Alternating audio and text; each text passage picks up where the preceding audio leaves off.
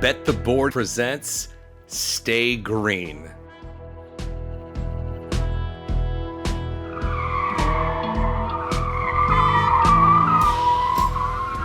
Stay Green is your first stop for all the metrics, matchups, and money-making opportunities at the track each race week.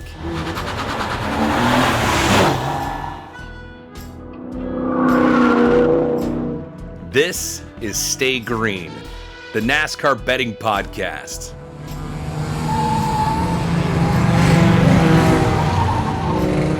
Here are your hosts, Todd Furman and racing analyst Chris Wormy. Welcome into the Stay Green podcast, a The Board production, part of the Wondery Podcast Network. Fresh off a bye week, we are back to break things down trackside as the regular season continues to go like sand through the hourglass as we get closer to the postseason push. I'm your host, Todd Furman, joined as always by a professional NASCAR bettor that's out there slinging all sorts of hair care products and everything else from what I've been told, who a little birdie said will be trackside this weekend. Hopefully he can be our good luck charm, Chris Wormy. And Wormser, hopefully you took advantage of your bye week. You spent some quality time with your better half, and you are fully entrenched, much like Kyle Busch, for the final 20 races that'll take us into early November. Yeah, certainly enjoyed the time off. Kind of a nice little time to kind of reflect on, what's been good in the season and what hasn't been, and what can we take from kind of this first half of the year, from a Fox standpoint, and how do we carry that over to the NBC transition? So definitely some good time spent with the old wifey and getting back to the grind, and we're here in Nashville this week, so I'm excited to check out some racing. And we mentioned vacation. We may have a surprise announcement for a lot of the Stay Green listeners coming on next week's show. We'll get to that when we get to it, since I'll be exiting stage left in a couple short weeks. I couldn't get the NASCAR bye weeks to coincide with my honeymoon schedule on that particular front. For those folks that have been with us since the start of Stay Green, they've grown accustomed to the same format, Worm. We've gone stage 1, stage 2, and stage 3. But we felt for this week, given the logical break in the schedule, we would kind of split it up into halves more than anything.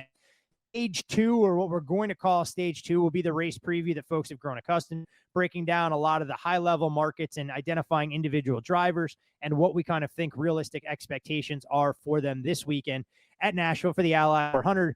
But stage 1 will be more big picture and kind of 6 overarching questions that I'll fire at you and want to get your thoughts on a lot of individual drivers, some race teams, and what you plan to follow, not just for the next races of the regular season, but obviously what can carry through the 10 weeks of the postseason. So rather than sandbagging and trying to fill time here, let's get right into it. I'll put you in the hot seat, and we'll get things going right off the top. The biggest NASCAR news that we had during the bye week that broke this week, it was the worst kept secret in the entire Cup Series. Josh Berry going to take over the 4-car for Stewart-Haas Racing when Kevin Harvick hangs up his racing shoes and gloves and heads to the broadcast booth for Fox. But Josh Berry's going to have his hands full driving for a Stewart-Haas Racing team that has been the definition of disappointment, and those words may not even be harsh enough. So I guess the simplest question I have for you: can SHR salvage their season? Because if you back out the finishes we've seen from the 4, the other trio of drivers, nothing to write home about. And I would say they're anything but one of NASCAR's heavyweights, how they performed all season long. This has been kind of a shock. I think we thought that having Ryan Preece come in a year under, Chase Briscoe's belt, that this team would be much more competitive. And man, has it just been so bad. And I think that this is just showing how good of a driver Kevin Harvick is, because he is so much better than those other drivers in that camp right now. And I think at this point, salvaging the season would just be to get a W. I mean, I don't think get a W. Get a W. Maybe for Kevin Harvick. For the rest of the guys, I think they'd settle for just finishing inside the top 10. I mean, a W for all of them. But obviously, when I say that, I only mean Kevin Harvick. There's no one else that's even in the same zip code as some of these other teams right now. So I think if Kevin Harvick can win and maybe make it through one round of the playoff at this point in the season, man, it's been a tough go for this team. And, they add Josh Berry. Next year can't look good either. I mean, Josh Berry's a good driver, but he's not Kevin Harvick. I mean, no, if you're Josh Berry, what are you thinking right now? Because obviously this contract has been agreed to in principle longer, and they need to go through the PR machine. We've heard the comments from Tony Stewart. But if you're Josh Berry going, granted, he's not running all that well for JRM in the Xfinity Series, so I guess maybe by default, when you're 32 years old, you have to go to the Cup Series and at least test your hand on a multi-year deal and hope that you can be part of the turnaround for what we've seen for Stewart-Haas Racing really being behind Penske, JGR, and HMS. Well, I think that it's, from a Josh Berry perspective, there's way less pressure now. I mean, the teams aren't running well. You know, if they were out there leading a bunch of laps and Kevin Harvick was winning a bunch of races, there'd be a lot more pressure on Josh Berry to come in there and perform. But at this point, the only guy that's running in the top 10 or even close is Kevin Harvick. And I feel like he's hanging on more to the top 10 than he's actually driving his way up into the top 10. So I think there's a big difference between hanging on to spots in a car where it's really hard to pass versus a car that's able to drive through the field. Kevin Harvick has not driven through the field. You know, he did have those moments of speed at Phoenix, but he was Harvicking. He was doing something that only he can do. And that was kind of, something, a little bit of a blast from the past for those of us that have watched Kevin Harvick for the last 15 years at Phoenix. I think Josh is a really good driver. The best part about Kevin Harvick or Josh Berry going into that ride is I think that they're both have a similar mentality, is they're very patient. Kevin Harvick is not worried about having an ill-handling race car early in the race. He knows that they're going to adjust on it and get better. And I think that Kevin Harvick has made a career out of being the closer. And I think that, you know, Josh Berry does kind of follow in those footsteps. He doesn't go out there and just start off and dominate a race. Usually the car has to come to him. The track changes. He's really good with his adjustments and the communication to his crew chief. So I do think there's some similarities there, but it's definitely going to be an uphill battle for that 4 team next year. And I'm a big Josh Berry fan. I think long run, he's going to be just fine. But I think that a lot of the issues are potentially under the hood of that SHR cars. Yeah, I mean, if we look at some of the season-long results, I mean, you back Kevin Harvick out of the equation. Eric Almirola won top 10 all season long. Ryan Preece still searching for his first top 10 of the entire season. And Chase Briscoe right now, an average finish of 27th over the last 6 races, consistent with his season-long performance with an average finish of 26.4. Now, the 14 team did mix things up. I mean, they bring a new crew chief in Richard Boswell over to reunite him with Chase Briscoe. He was the man on the pit box when Briscoe was running the Xfinity Series. And the comments from Greg Zipadelli, chief competition officer for Stewart-Haas, I feel like Chase just needs something different right now. He told SiriusXM NASCAR Radio on Tuesday, he needs someone to help him grow in a different way, help him hold him a little bit more accountable. And Richard has done that in the past. Maybe that's what Chase needs, is a familiar voice, but it feels like a move of desperation more than anything else. And I think we'll take the wait and see approach. I don't want to eulogize SHR just yet, but little to say, that clock is ticking and they have to figure an awful lot out over the next 10 races if Kevin Harvick is at least going to qualify for the playoffs and do so with a victory rather than try and point his way in. But if we're talking about ill-performing race teams, I mean, SHR isn't alone in that particular department.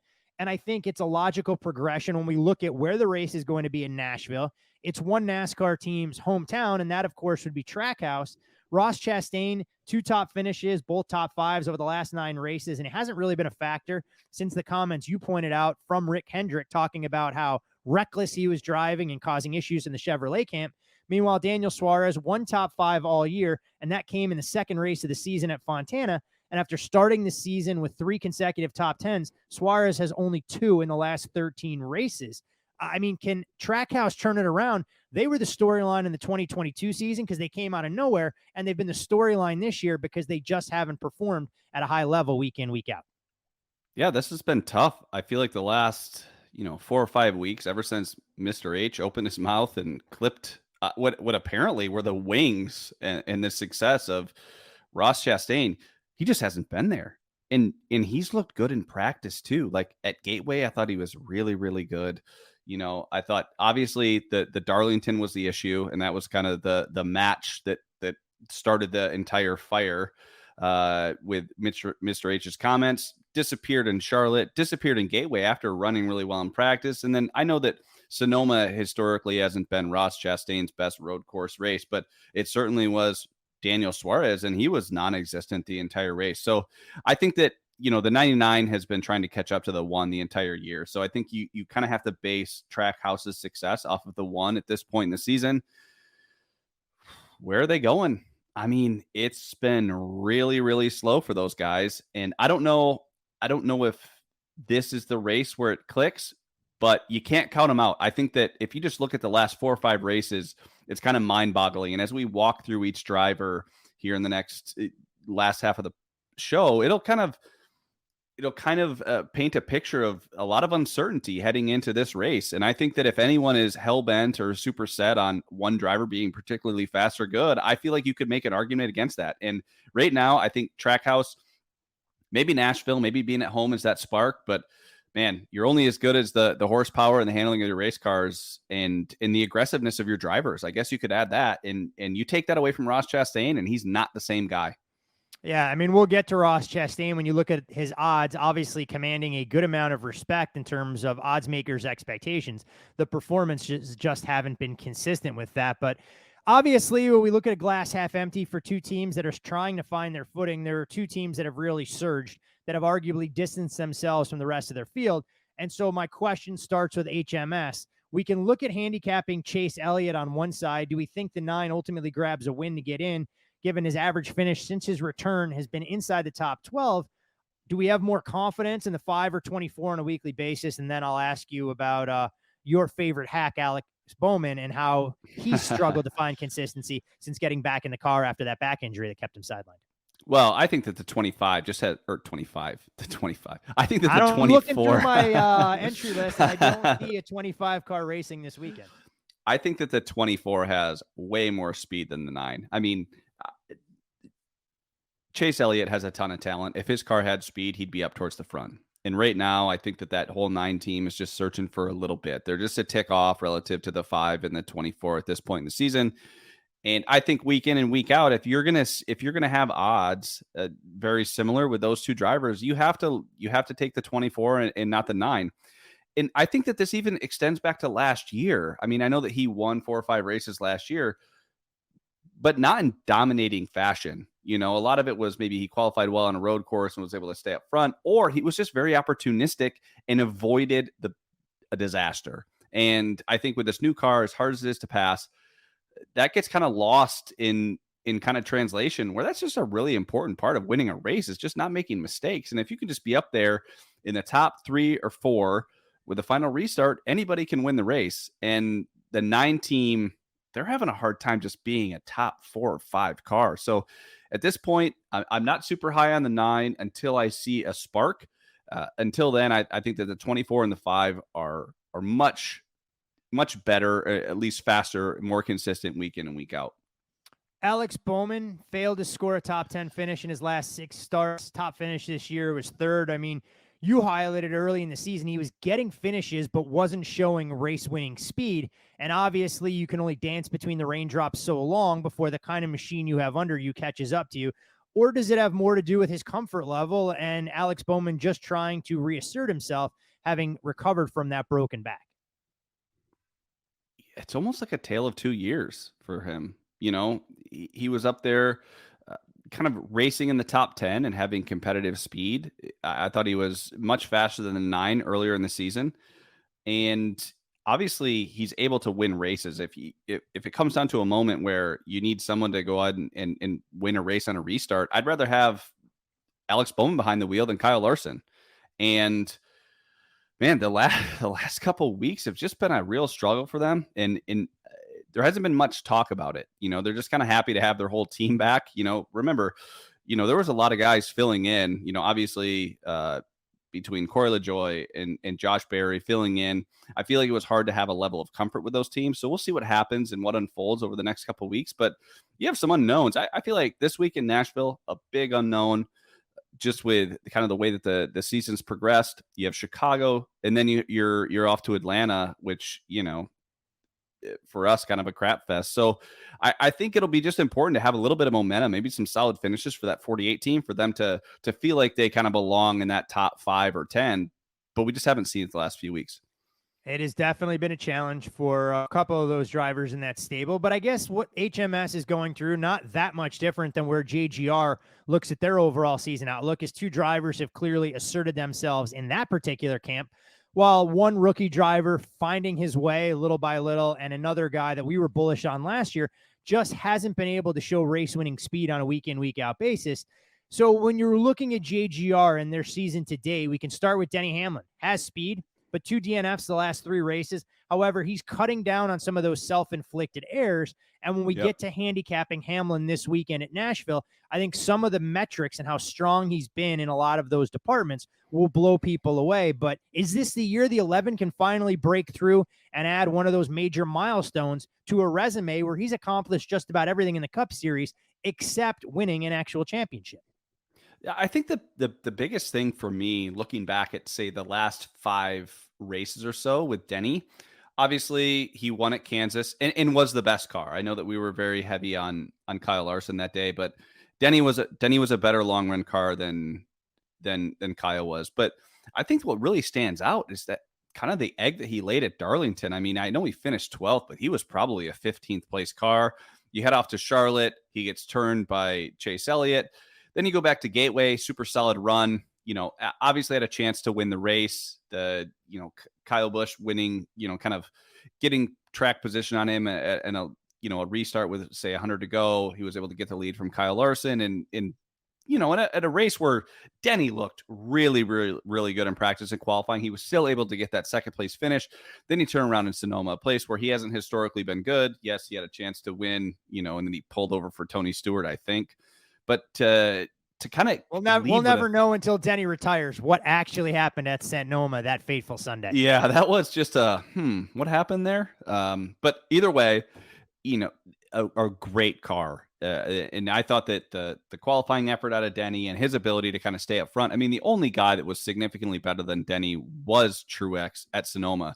So it's just kind of interesting how, historically Denny's great at Darlington, struggles a ton there. Historically struggles at Sonoma and has a great car there. Doesn't quite get the finish. Moving forward, I would say as long as they're minimizing mistakes, they are progressing closer and closer to a potential championship run because you cannot make mistakes in these playoffs. But does he have more speed than some of the other cars? At this point right now, I think that the 19 might be a little bit faster. We'll see what happens on, restarts where I think I'd give the edge to Denny. But I do think that from Denny's standpoint, if you're that 11 team, I think that you have to be excited about the minimization of those mistakes because that's been killing them all season. If they can just not get turned or avoid kind of a catastrophic wreck, I do think that the 11 team is kind of poised for a little bit of a run. I mean, look, the 11 has brought speed. He's been there consistently with some of what he's gotten going, but he hasn't had some of those self-inflicted errors lately, which is a positive, like you mentioned. But you also brought up the 19, and Martin Truex, the definition of white hot right now. His average finish better than 10th over the last 9 races, and that's even with a 31st place finish at Darlington, where he was significantly better than where he finished that race. A 27th at Dega becomes a throwaway. 7 of 8 top 10s have come over the last 9 races, and we saw the 19 get back to how dominant he was in the past at Sonoma. Just going out there, that car was on an absolute rail and has to be confident or significantly more so than where he was last year when everything seemed to break against him. Now he's got fast cars underneath him every week, and you begin to wonder if the 19 can win a second championship. Oh, man, he looks really fast. You go back to even the Bristol dirt race, a top 10 finish there, goes to Martinsville, he's 3rd. You could throw away the Talladega 27th. You throw away the 31st at Darlington when he was, arguably a top 3 car. I mean, for sure a top 3 car, arguably a race winning car.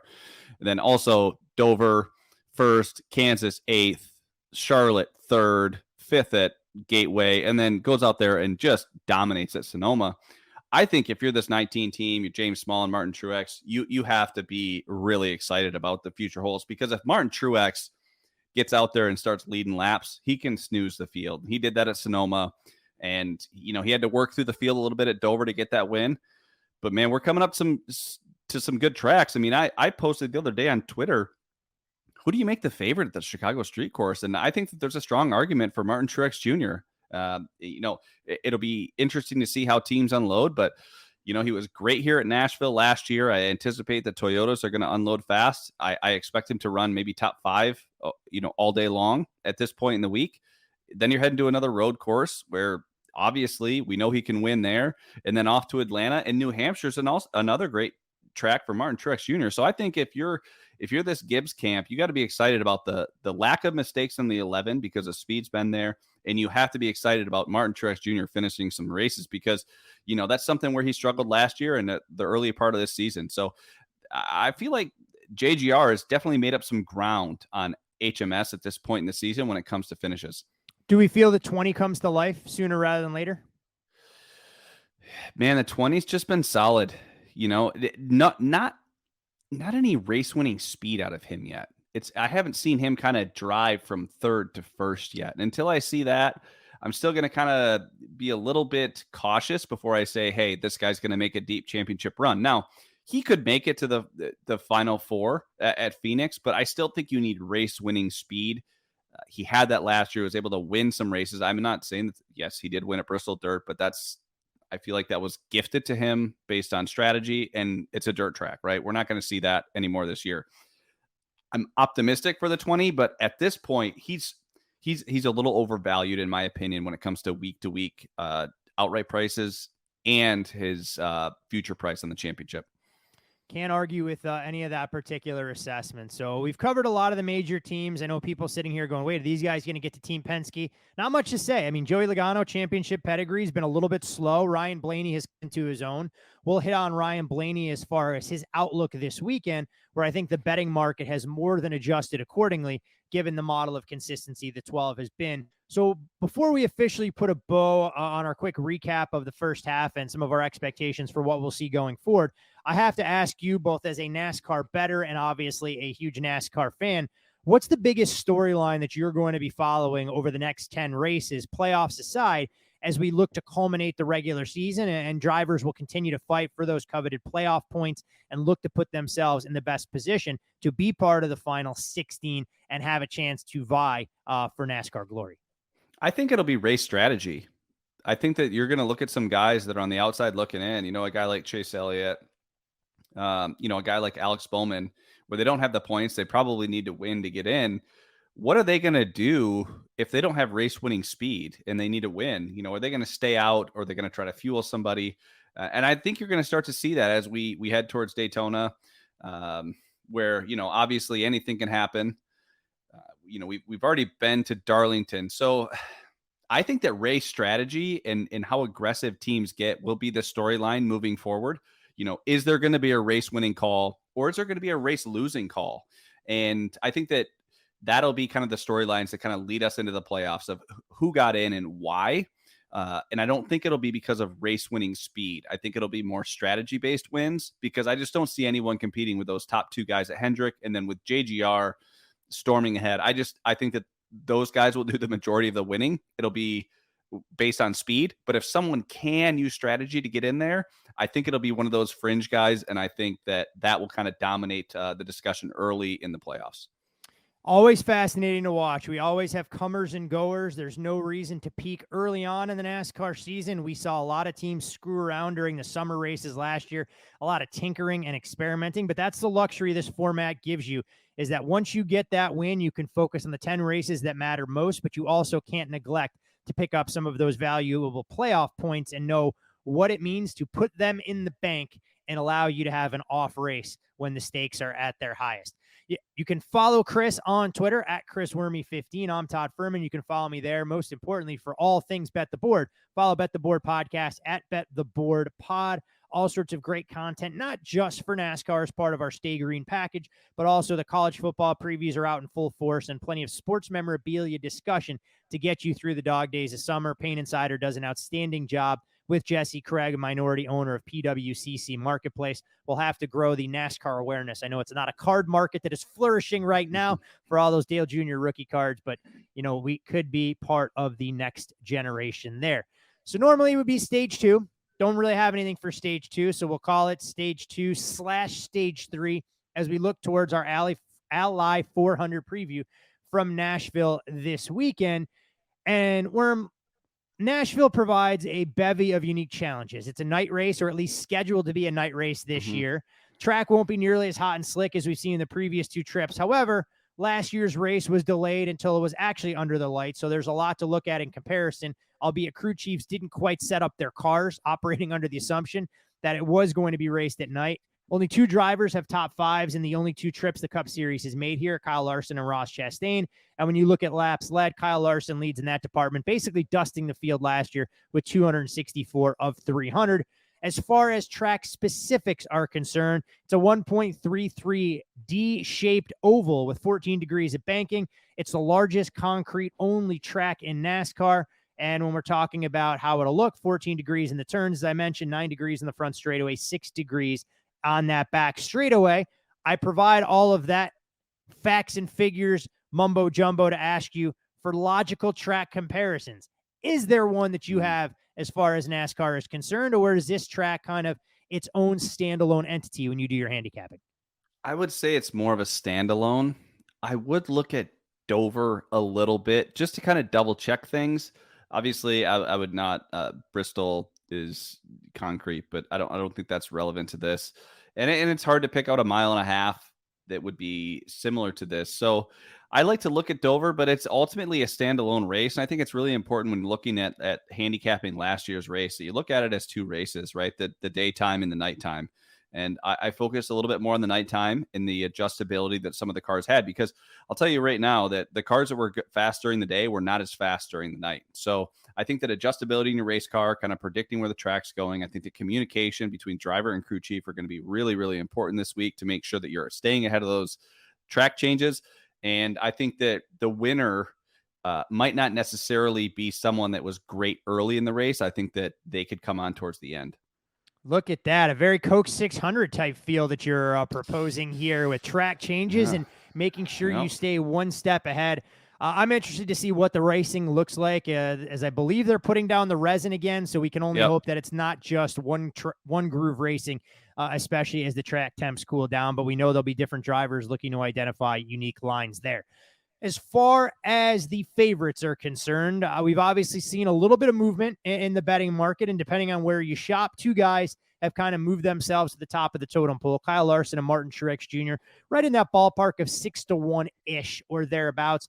When we look at Larson, average finish here, better than third, 2.5 in the 2 races. Average start inside the top 5, driver rating of 124. He dominated, led 264 300 laps 2 years ago. I think I said last year earlier. Last season dealt with some bad luck after a pit road penalty. Current form for Larson, 6 top 5, 7 top 10s this season. Top 5s in just 2 of the last 5 races. But we've talked about HMS showing speed and being the dominant race team, although the rest of the field has obviously bridged that gap. Yeah, I think that if you had asked me who was going to win this race, the week of the Coke 600, I would say, well, Kyle Larson. But then he goes out in Charlotte and wasn't very competitive. I didn't think he even had a top 5 car. You go into Gateway where he struggled massively. Steals a finish with a 2-tire, or steals a third place finish with a 2-tire stop later in the race, and then goes on to Sonoma, a place where he's led so many laps and been dominant. And I'm not saying he laid an egg, but he certainly didn't pass a lot of race cars. I think he did early in the run, but I think he finished right around 10th place. I think a little bit of a struggle for this 5 team. I'm not saying that they're, pressing the panic button at this point, but at 6-1, I'm going to need to see a lot of speed out of him in practice and qualifying in order to get involved at that price, and also where's the price going to go? If he unloads fast and qualifies well, I still don't see him dropping down below 4-1. So at this point, I don't think that there's, any reason to jump on that 6-1 price when I think that something similar will be available after practice and qualifying. If you're concerned about the 5, maybe less concerned about the 19. Track history here, he's led 82 laps, finished 22nd last year after winning the first 2 stages. So obviously his running position, not exactly consistent with where he finished the race. A bad pit call ruined his day, was told to stay out. Miscommunication had him follow his teammates to pit road, and could have been the win he actually needed to get into the playoffs. You look at his overall driver rating at Nashville, a shade less than 87, no top 10 finishes, but again, asterisk on his performance last year. Current form, intermediate tracks this season, he's finished first, third, second, and eighth, respectively. Hottest driver in the sport right now. Are you buying Truex before they unload, or a wait-and-see approach if the 19 can keep the heater going 2 weeks after his win at Sonoma? I do think that there's a little bit more price fluctuation potentially here with Martin Truex. If you go back to Darlington, where he's been historically good, I think we referred to this in previous pods, that, he opened it 8-1 at Darlington as he runs well there. He looks good in practice, qualifies in the pole, and you get him at 8.5-1. So, but things have changed since then. He goes out there and dominates at Sonoma and has a few good finishes, and it's kind of in the mix in this top 5. And I think it's kind of solidified himself as maybe the third fastest car in the sport right now, behind the 5 and the 24 week in and week out. So I do think we could see a little bit of a price drop on him if he looks really, really good. But I still think it's more dependent upon how good other teams look. If the 24 unloads fast or the 5 unloads fast, I think you're going to be safe you're going to be able to see Truex at like that 8.5-1 or 9-1. Now, he has taken some sharp money, because I do think he opened around 8-1, and now he's kind of painted 750, even some places 650. Yeah, one very sharp book opened odds today, made him actually the race favorite at a price less than 6-1. So. Yeah, so I do think that his price could drop, but I think there's too many unknowns. If you look at last year at this track, Toyota was dominant. I mean, they were the fastest cars throughout the daytime. But then when night came, HMS, both the 9 and the 5, were super fast. And we don't know how fast the 24 and the 48 were, because they were already out, or at least multiple laps down at that point. So it will be interesting to see what kind of adjustments they make towards the nighttime. And I just, with a week off and, a road course, the last race, I just don't think that it's important to get involved with any of the favorites at this point in the week. All right, well, if we're not going to get involved, I'm still going to have you break down some of the other favorites there, since you played spoiler before we have a trio of drivers left to get to. So Steeman, Willie Beeman, William Byron, right in that same price range. Well, hell, all 3 of these drivers, depending on where you look, as low as 7.5-1, upwards of 8.5-1. So I can throw one blanket over the trio in William Byron, Denny Hamlin, and Chase Elliott. William Byron, track history, stage points in just one stage, came home third here in 2021, 35th. You mentioned him being out of the race before the track went through changes. He's yet to lead a lap in Nashville. Current form, 6 straight top 10s, came to an end at Sonoma, 7 top 5s and 9 top 10s. Both are best or tied for the best in the Cup Series this year. And Sonoma was actually the first time in 6 races he didn't lead a single lap. So that speaks to his level of consistency and what we've grown accustomed to from the 24. Denny Hamlin led 114 laps here last year, was in third, but chose to pit under caution on lap 293, dropped to 13th before climbing to 6th on the final 4-lap run. From a current form, statistically, he's been among the fastest drivers this season, just doesn't have the wins. Actually ranks number 1 in 2023 for intermediate track package when it comes to fast laps. He's led laps in 7 of 8 races, consistently running towards the top of the field each week. And you have to imagine some of the bad luck he's endured over the last 3 weeks will correct itself after he had a massive streak of not having any DNFs, has 2 out of the 3 outside the top 30. Chase Elliott won the Nashville race in 2022. It actually sparked a 5-race stretch for the 9 car where he finished either first or second. And really jumpstarted his campaign last year. But that was just part of his 2022 concrete success. Won at Dover, finished second at Bristol. You mentioned Bristol not being in comparison, but I wanted to bring it up for argument's sake here. But since returning from injury over 7 races, only one finished worse than 12th, which was 34th at Charlotte that got him suspended. But he just hasn't shown consistently fast race cars. So when you look at that trio of drivers, is there one that intrigues you more than others? Well, there's one, certainly. I think William Byron at 8.5-1. I know that he's a lot of places. He's between 8 and 8.5-1. I think that would be a safe bet. I rescind my statement that I'm not interested in any of the favorites, because I think that if you just look at consistent finishes, William Byron's just been there all year. I know that you got to get rid of, I think the Gateway's a little bit of an anomaly for him. That definitely struggled there. Sonoma, I do not put that into a track where I expect William Byron to flourish.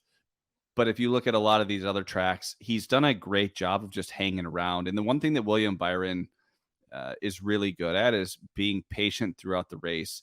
if he's got a 4th place car, he's not going to wreck the 3rd place guy trying to make a pass. He's just going to kind of take his medicine and maybe takes a 4th or 5th place finish. But what that does, it allows guys that are forcing the issue to make mistakes, and he can be there at the end. So I think if you want your money in good and you want to be interested the entire race, if you take William Byron at 8.5 to 1, I think he's going to hang around the top 5 all day long.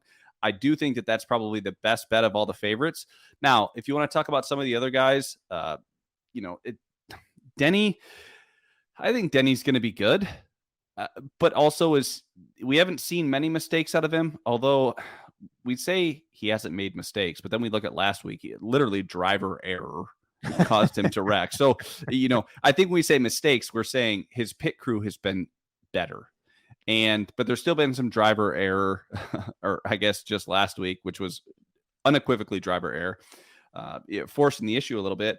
I just think that I don't know where his price is going. I do see the ability for William Byron's price to drop significantly if he looks really fast in practice, says he has a fast car, qualifies well. I expect him to go off lower than 8 to 1.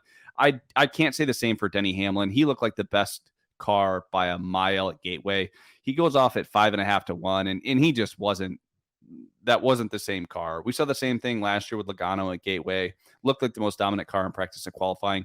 Ended up winning the race, but it was more out of strategy than it was speed. So I don't think Denny's price is going anywhere. And then Chase Elliott, I feel like very overvalued at this point in the week. You're telling me like he's favored like he's been running in the top 5, or he's priced like he's been running in the top 5, and he barely ran in the top 5 at Sonoma, and he was lucky to get a caution to do it. So I just don't think that this 9 team is where they want to be at this point. There's going to have to be I would say, drastic improvement out of the 9 team for them to qualify well and to kind of run in that top 5 all day. So if you're looking to bet Chase Elliott, I would certainly wait till live. I anticipate if Chase Elliott is good, I anticipate the 5 in Kyle Larson and the 24 in William Byron to be faster. So again, I'd wait on that price as well. I left off one driver who I guess I technically should call a favorite as well. It's Chris Wormey's favorite driver in the NASCAR Cup Series, Kyle Busch. I have a bunch of data and recent form, track history, and all that, but I mean, I kind of throw that out the window because you're either buying or selling your favorite driver of the 2023 season.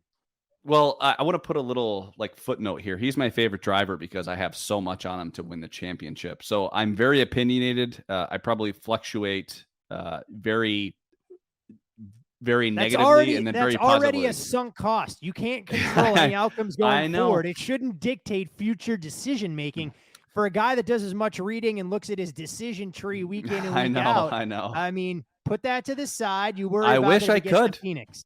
I'm still a human being, Todd, and I live and die on every lap of the 8 car. highly questionable. A lot of weeks in this business. It's Kyle Busch.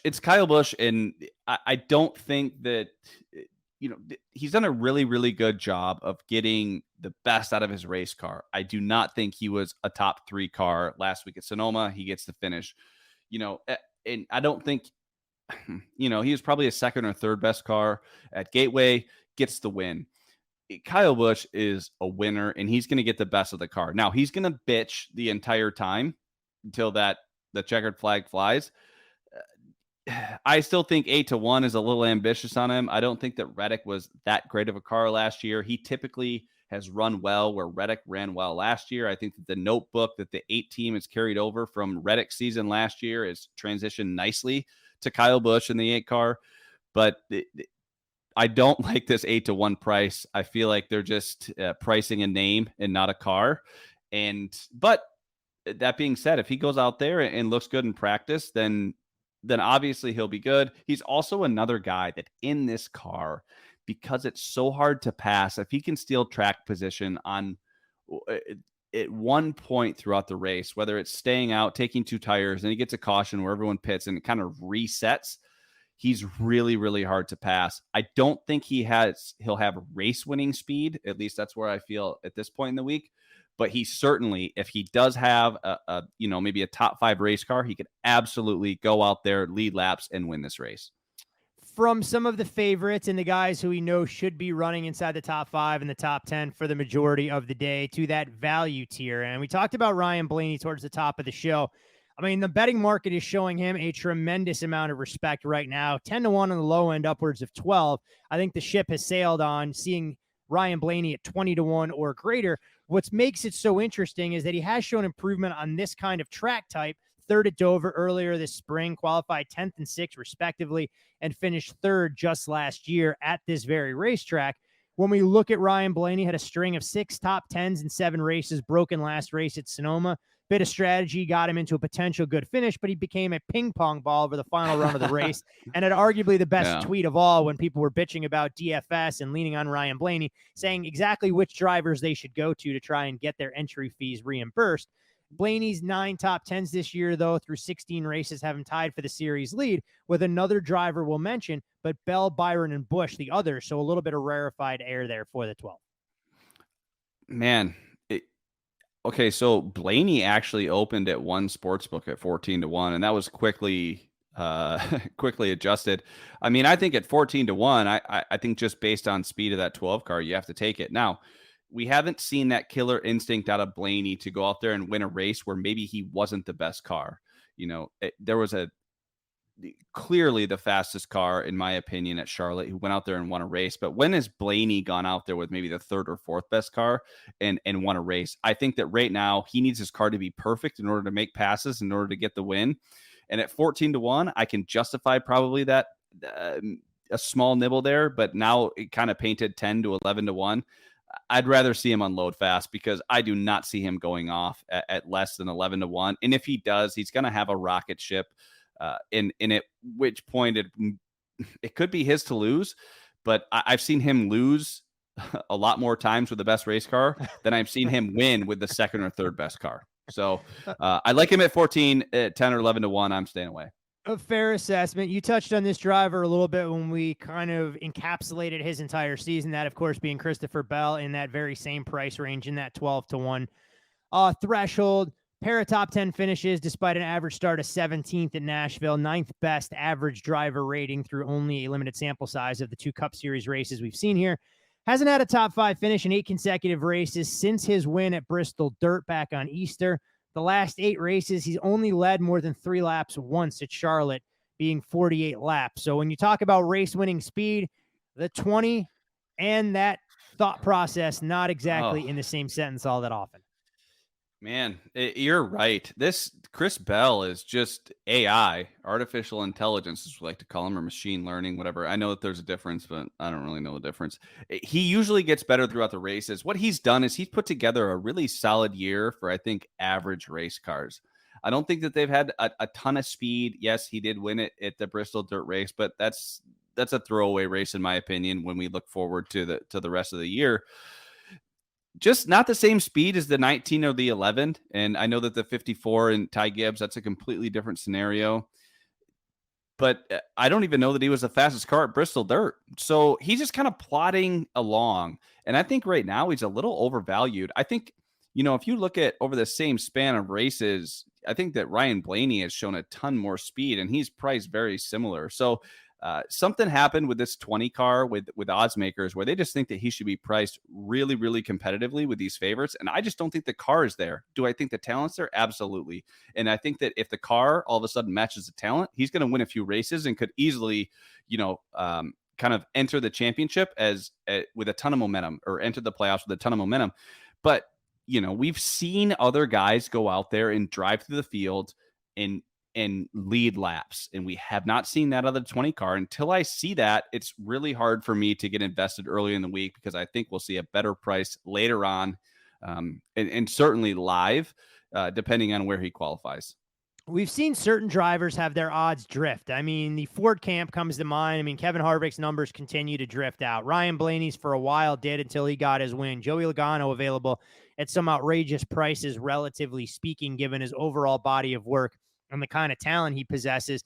But a driver that's been similar to Chris Bell has been Ross Chastain. We haven't seen numbers really drift out in terms of pre-week prices.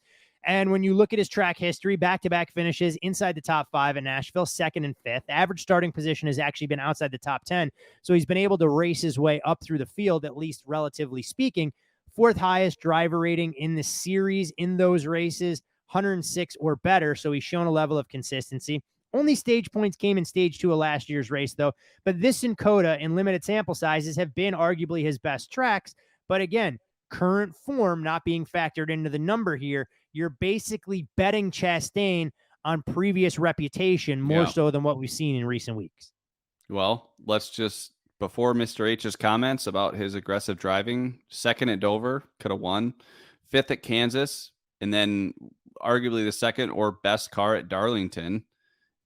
Those are those 3 races before Mr. H's comments. And then Mr. H comes in, 22nd at Charlotte, nowhere to be found the whole race. Gateway, 22nd, when I thought he was my pick to win the damn race after practice and qualifying. Like, I went on the pre-race poll and I said, I think Ross Chastain is the best car today. He's going to win the race. And he was won't be the nowhere. It won't be the first time you're wrong this season. So well, you got 36 installments. So, I mean, there's a chance that even the great Wormser gets to throw a dud into the mix every now and again. Yeah. I mean, that was arguably my worst pick all year. And that was after seeing practice and qualifying. And then Sonoma, Sonoma's not his type of road course race, so I didn't have super high expectations. But, you got to think he's easily a top 10 car, and I thought he was maybe easily not inside the top 10. I know he finished 10th, but there were some, mistakes from Hamlin and some other guys that were running up front all day long that kind of gifted him that 10th spot. So I don't know. I'm really curious to see if we get Ross back, because what changed all of a sudden? I don't know that it was his comments, or maybe he was handcuffed. I mean, Justin Marks did go on. I can't remember the podcast, or if it was just a Race Hub thing where they said, hey, we actually had to talk to Ross. And did that take away his edge in these race cars when it's so hard to pass? Maybe Ross's advantage was the fact he was willing to basically wreck anybody to get to the front. And if you take that away, is he just the 99? Are him and Daniel Suarez the same? Because that's what it's looking like ever since that conversation that Justin Marks, the team owner, had with his driver. So we'll see. I don't know that home field advantage doesn't mean he's due, but maybe the hometown crowd, I don't even know that they like. I mean, I don't. I've seen a lot I don't of really know if stuff that's here. truly. I've seen a lot of Predator I don't stuff. really I've know seen a if lot of that's Titan truly stuff. A thing. I don't see a lot of Trackhouse gear, So, but I also do think that there's a chance that, oh, hey, we've taken our time these last 3 races. Let's stop fucking around and let's go out there and win. And if that means pushing guys around, I'd rather go back and do that than finish 20th. So if that conversation's happening, I certainly like Ross Chastain. Again, typically not a great qualifier. I still think you'll see 12-1, even if he is that aggressive guy. But I don't think that they're going to come out publicly and say that he's going to be aggressive. So that'll be something you'd have to kind of pick up on your own. But if it happens, I do think Ross can get a win before the playoffs. You're in Nashville. Have you give him a little bit of a pep talk there and see if I'll take him under my wing. Can start to make some enemigos, unlike his teammate in Daniel Suarez. All right, we've talked about favorites. We've talked about value. It's the portion of the program where I give you free reign, which is always a little bit dangerous, to talk about everybody else or any drivers that have obviously caught your eye. And this is a tier this week, at least when you look at some of the market pricing, that you get some high-profile names if people believe they can turn things around, whether that's a Kevin Harvick, whether that's Joey Logano, whether it's Tyler Reddick. But a couple of guys, I mean, that I think are intriguing. We saw Bubba Wallace take money in the betting markets. His numbers have come down. Ty Gibbs' price has come down as well. Brad Keselowski, a driver that you've had a love-hate relationship with this year, has truly been the embodiment of feast or famine. And I know when you guys did the NASCAR show on Wednesday night, a driver whose name came up frequently was one that caught my eye a little bit, priced right around 100-1. Not sure he can win the race. But Ricky Stenhouse Jr. has really shown to have consistently faster cars this year than what he has in the past. And if there's one surface where he's at his best, it's really been on concrete tracks during his time with JTG Doherty Racing. Oh, I agree with Stenhouse. I don't know that I like that 100-1 price. I think it'd be really hard for him to win the race. But if you can find some auxiliary prices, maybe a top 5 or top 10, I actually would. Here I go again.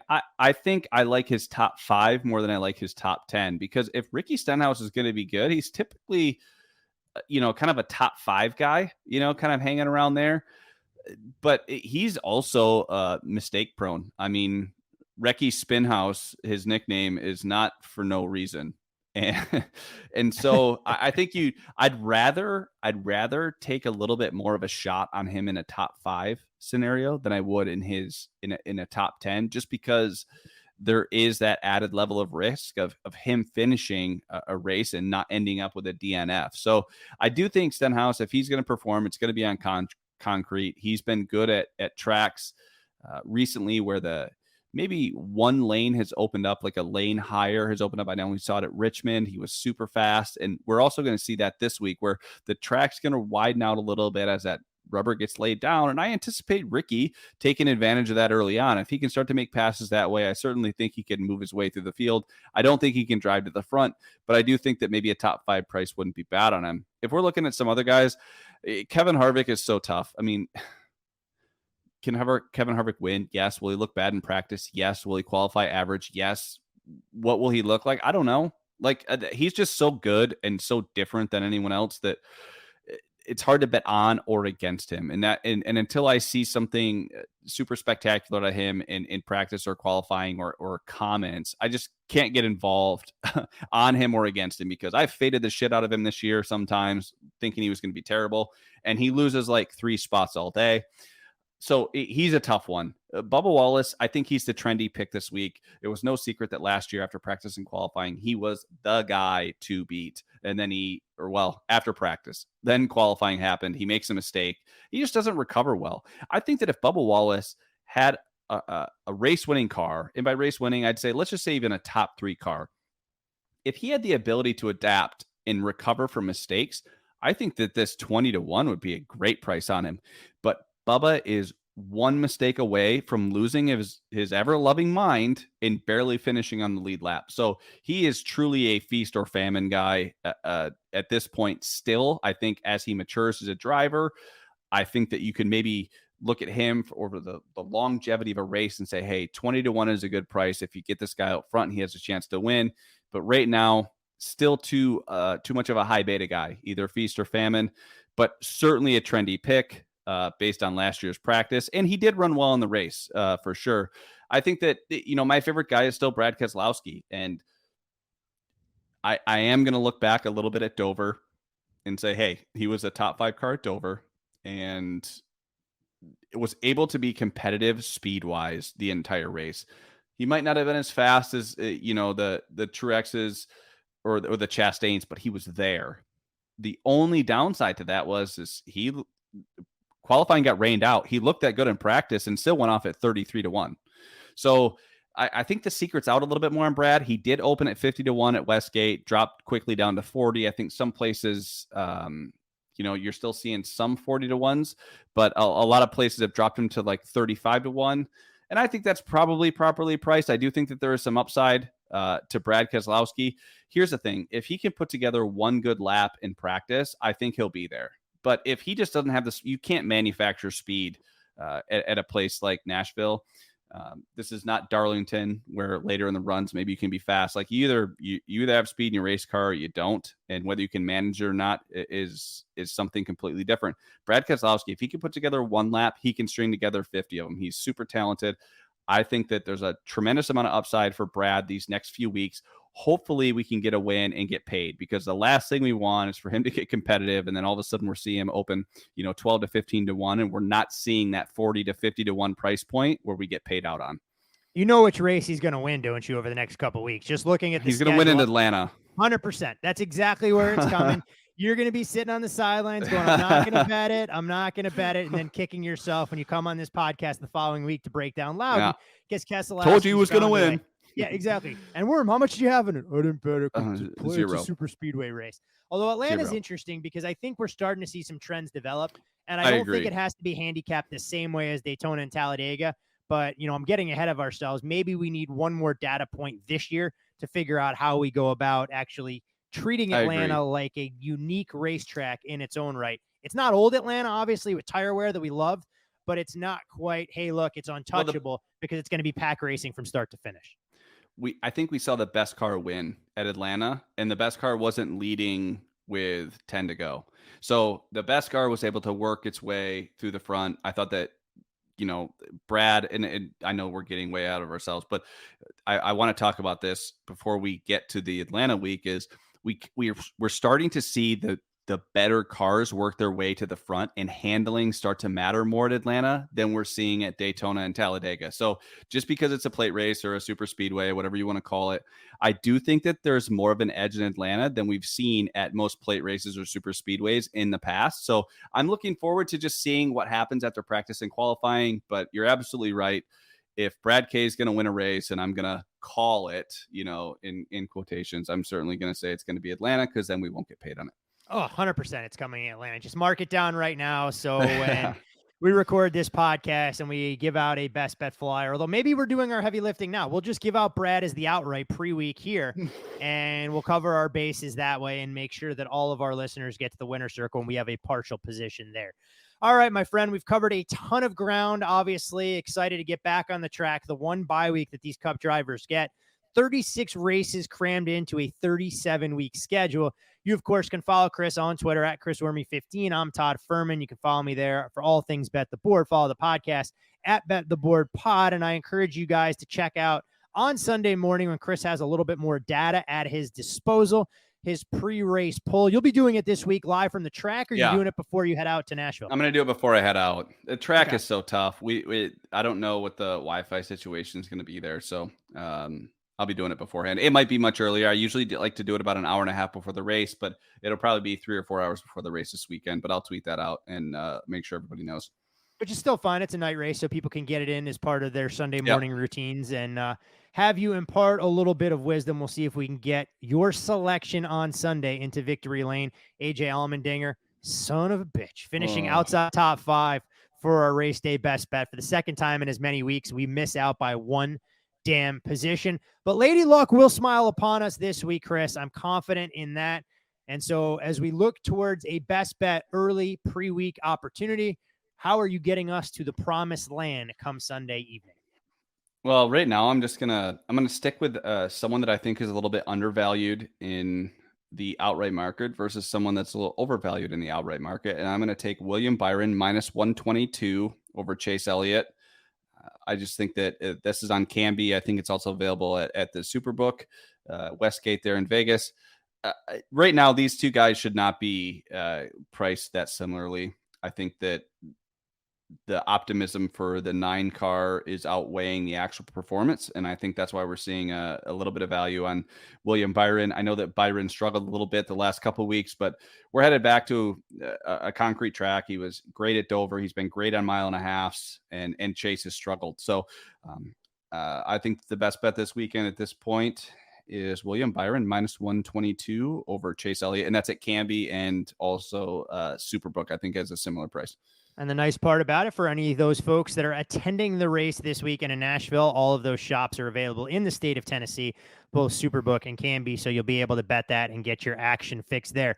You will be trackside this weekend, so all of our loyal Stay Green listeners can hit you up. You have my permission to go into your wallet and buy overpriced $13 beers wherever you so choose, whether it's a track, whether it's at Tootsie's at 2 a.m., or however else you decide to partake in some of Nashville's festivities. One of my favorite cities. And honestly, I actually like the vibe on Broadway, dare I say, better than the vibe on the Strip, but that may be my old soul starting to come out, just because I don't have it in me to stay out at a nightclub till 6 a.m. listening to EDM. So country cover bands, much more in my wheelhouse. And it's just so busy during the day. I was there with my wife earlier today, and just walking into bars and seeing live music. I don't like to drink after the sun goes down. So Nashville's more my speed. I don't even find myself going out in Scottsdale that often, let alone Las Vegas. So that's because you're old. You can tell people that's because you're old and why you're not going out in Old Town with the 22-year-olds. I know. I'm sitting here looking, it's 9:30 here, and I'm like, oh man, I got to wrap this up. I can't keep my eyes open anymore. Hey, look, I mean, first and foremost, I applaud your professionalism, because for those folks who want to peel back the curtain a little bit on the recording process, I'm on the road here at my parents, helping them pack up to move to Las Vegas. Been sitting here Indian style for the last hour to try and record the show on the floor.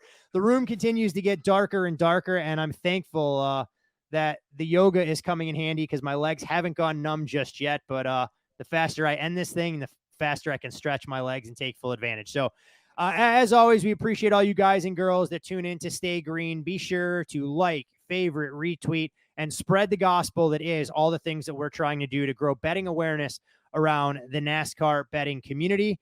And if you happen to see Chris trackside, he will be a man spending 4 hours getting his hair ready only to put a hat on just in time for the dropping of the green flag on Sunday. Yes, so, sir. Chris, you and your wifey, enjoy your time in Nashville. It'll be an absolute blast. Hopefully a profitable weekend for us as well. And most importantly, for all our loyal listeners, check back the Bet the Board podcast website. We'll update with either an outright top 5, top 10, or head-to-head matchup on race day. But in the meantime, come Sunday, early evening with a William Byron over Chase Elliott ticket in hand. Hopefully we'll see you at the window.